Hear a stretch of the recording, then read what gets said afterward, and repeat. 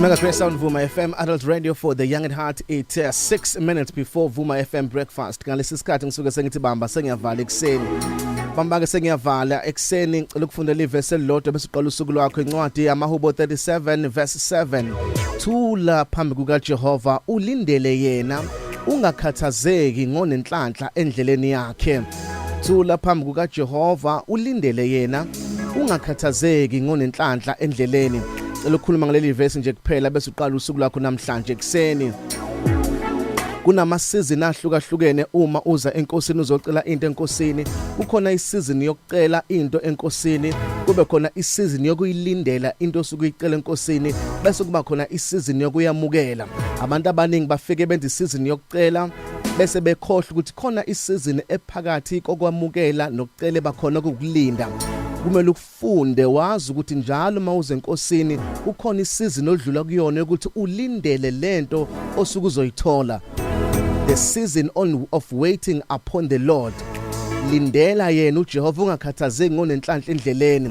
Abanye uma bekuyisizini yokulinda babona abanye izinto zabo sebeyitholile bese bevele beyakhathazeka bese beyitshela nokuthi uNkulunkulu akaphenduli nokuthi uNkulunkulu akayizwe imkhuleko yabo.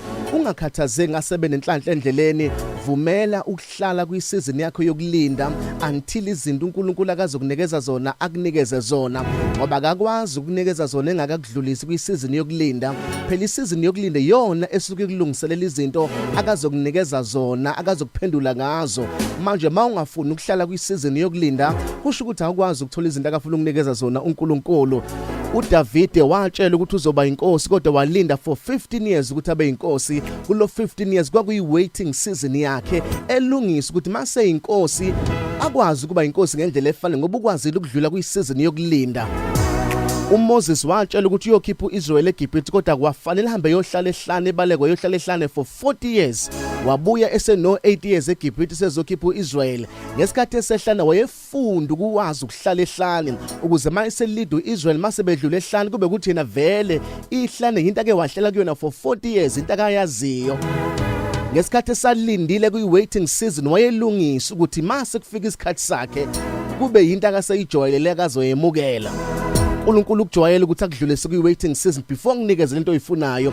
uSara wathenjisa ukuthi uyothola umntwana kodwa walinda 25 years engamthola umntwana.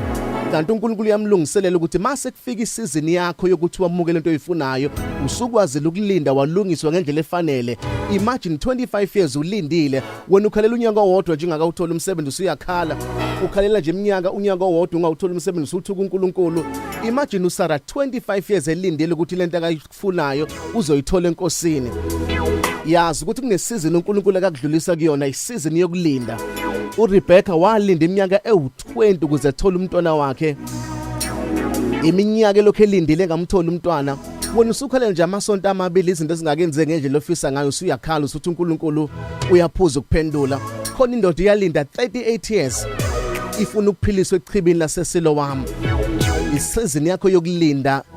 Mawusalindile kulinda ngokufunda izwi, ulinde ngokuthandaza, ulinde ngokuzila ukudla.